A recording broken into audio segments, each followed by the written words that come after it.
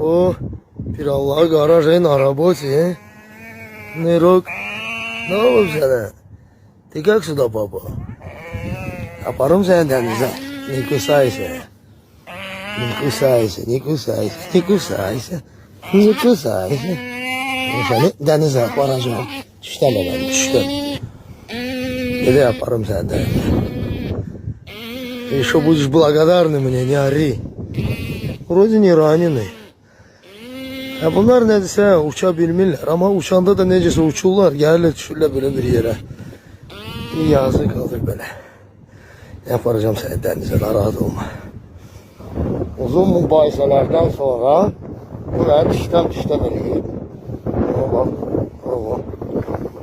oh, böyle aparam səni dənizə, düzdür? Bax, yazıq. Varıb bıraxacağım səni su yapsın. Bilmir ki, mən onu xilas eləyirəm. Aparım dənizə. Dur, sakit. Yüreği necə döyünür? Şans baycan,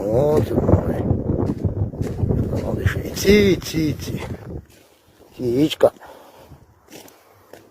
Necə oturub. Sakitcə dənizə baxır. Sanki hiss edir ki, apardan bıraxmaq olur. Dişləmir lazım. Gəldi, çatdıq dəniz qırağına. Necə fırladı boynunu mənə baxır. Здесь наши пути расстаются.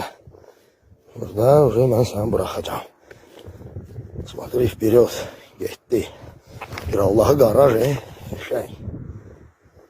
Getdi.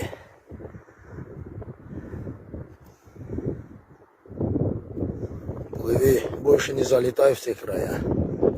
Çok sağ ol da dedin. Geçen ilde birini tutup bırakmıştım. Gitti böyle işte qayıtdı və sanki çok sağ ol dedi. Şey.